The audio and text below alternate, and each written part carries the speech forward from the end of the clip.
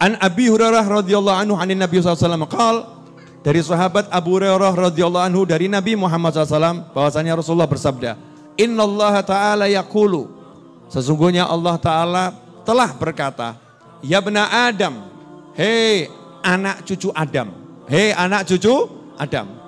Kalian masuk enggak ini? Alhamdulillah turunan Nabi lah waktu. Nanggung Nabi Adam sih sana. Kan luar biasa. Ya bena Adam, hei anak cucu Adam. Tafarragh li ibadati. Kata Allah Ta'ala, tafarragh li ibadati. Habiskan dirimu ini hanya untuk ibadah kepadaku. Maksudnya bukan kemudian sholat terus bukan gitu. Tapi hati ini cita-citanya hanya untuk ibadah. Cita-citanya itu, senangnya ibadah. Kosongkan urusan yang lain. Jangan sampai mikiri duit itu ada dalam hati. Cukup di sini, ojo neng hati. Jangan sampai hati kita urusan dunia duit enggak. Hati sholat, zikir, ngaji, bekti sama orang tua, senyum, nyenengkan orang, nolong orang, ibadah saja. Hanya untuk ibadah pada Allah Ta'ala. Apa kata Allah Ta'ala? Amla sodrok ghinan. Maka aku akan penuhi hatimu dengan rasa kaya, cukup. Hati ini kalau udah kaya kan gak mikir dunia tuh. Orang kaya itu judulnya orang yang gak butuh. Nah kalau butuh berarti masih miskin. Ya udah gak butuh. Jalan ke mall tuh ya nyantai aja. Gak seperti kita matanya. Nah itu melarat berarti. Jadi kalau ibu-ibu ikut suami ke mall masih matanya. Nah itu ciri-ciri ibu-ibu masih miskin. Kalau orang kaya nyantai saja. Ora butuh. Karena sudah kaya. Terus duwe soalnya. Sudah kaya. Kata Allah Ta'ala, kalau kamu jadikan hatimu ini hanya untuk aku, betul kamu kosongkan hanya untuk aku, ibadah kepadaku, aku penuhi hatimu dengan rasa kaya. Wa asuddu faqr. Dan apa yang menjadi kebutuhanmu akan aku penuhi. Gak sempat kamu butuh. Enak ya, gak sempat butuh. Gak akan dibuat butuhin orang. Tapi dibutuhin sama orang. Wa illa taf'al. Tapi kalau kamu tidak lakukan itu, malatu yadaik syughlan. Akan aku jadikan kedua tanganmu ini penuh dengan kesibukan. Maksudnya apa? Uripe ruwet terus. Gak bisa menikmati hidup, ruwet terus. Walam asuddu faqrak. Dan kamu tidak akan pernah mendapatkan keinginanmu. Gak dipenuhi sama Allah. Jadi kurang terus.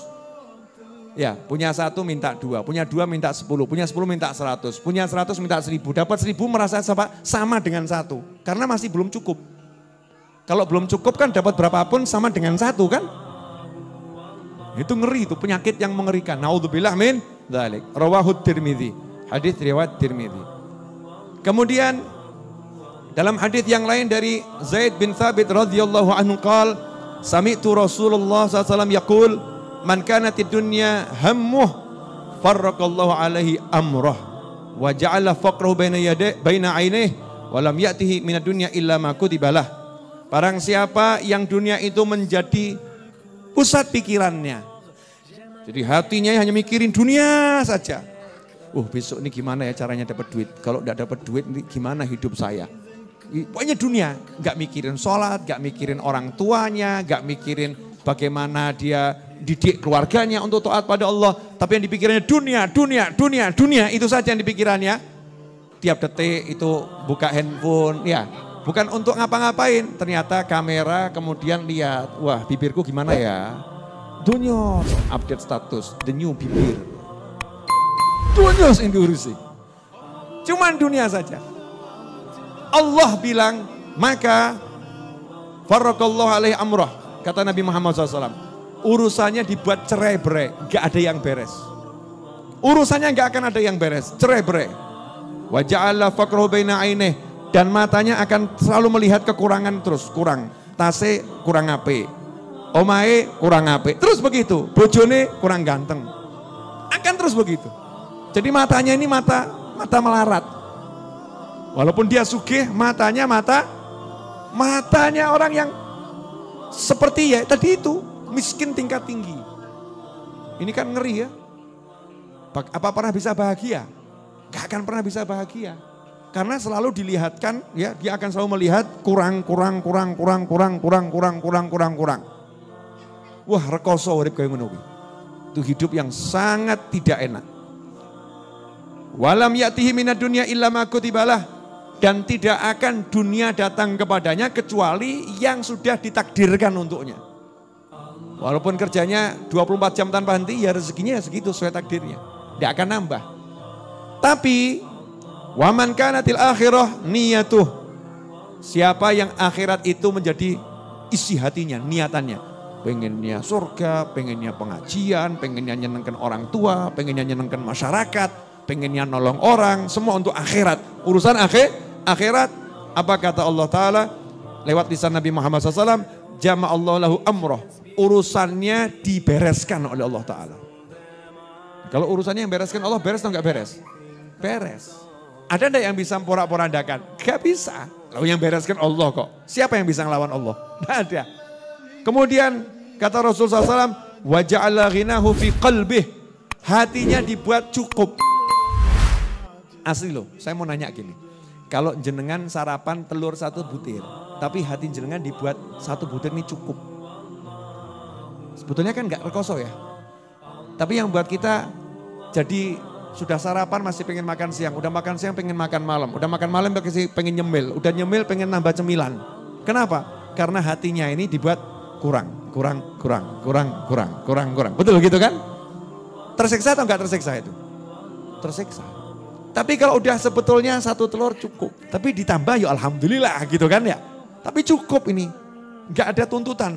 Nanti sarapan apa ya? Iki cukup. Udah enak. Hatinya enak. Ja'ala Allah menjadikan di hatinya kecukupan yang luar biasa. Wa'atat hudunya wa ya raghimah. Dunia akan mendatangi dia dalam keadaan menghinakan diri.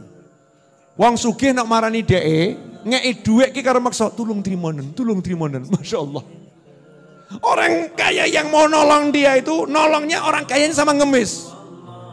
Orang kaya yang ngasihkan duit sama dia dengan rasa orang kayanya takut kalau ditolak. Jadi dunianya datang menghinakan diri. Gak perlu dia butuhin dunia, tapi dibutuhin sama dunia. Enak atau enggak enak? Enak. Ternyata resepnya apa? Gampang. Gak perlu teori ekonomi, gak perlu teori sukses. Resepnya, toto hatimu, gak butuh dunia. Golek ono, cok salah lo ya. Jangan kemudian habis pulang dari pengajian kata Habib Novel, gak usah mikirin dunia. Udah di rumah tidur, sholat, ngaji, ngawur kamu. Bukan begitu. Cari, tapi gak ada di hati, paham ya? Kerja karena kerja itu ibadah, hatinya nyantai saja. Nyantai dunia, gak butuh. Sementing kerja ibadah, sholat ibadah, zikir ibadah. Maka hidupnya itu nyantai. Nah itulah kenapa saya lihat ulama-ulama besar yang soleh-soleh itu belok ke uripe penak kabeh ya. Makanya kadang-kadang ada orang kok mendefinisikan ulama harus hidup susah itu ya rada aneh. Tidak ada ulama hidup susah. Kalau kaya miskin itu bukan ukuran seneng ya, bukan ukuran seneng. Ada ulama rumahnya reot. Tapi kalau pergi kemana-mana diantarkan mobil Alphard terbaru. Sugih apa gak sugih? Sugih. Memang rumahnya reot, memang enggak punya mobil, tapi mobil menghampiri dia. Tolong yai pakai mobil saya, tolong yai pakai mobil saya.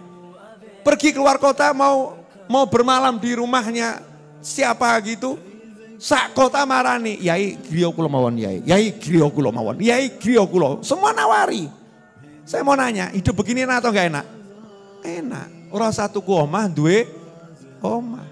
Ora satu ku mobil duwe mobil. Rasa golek bojo digoleki.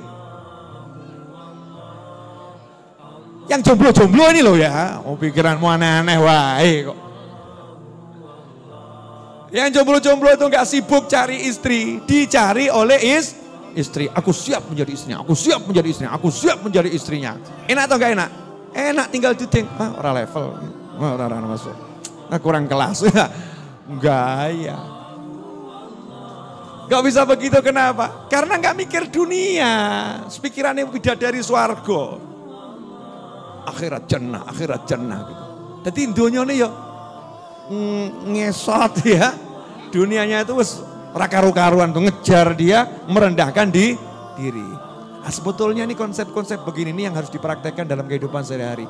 Sehingga dirinya ini pribadinya memang kenceng ya. Pagi keluar ke pasar tapi hatinya itu orang butuh. Enak toh ya? Enak sekali. Ini konsep hati ya, bukan konsep fisik. Tapi kunci dari semua itu hayya 'alas shalah. Salat. Ya salat. Wa'mur ahlaka bis shalah. Perintahkan keluargamu sholat.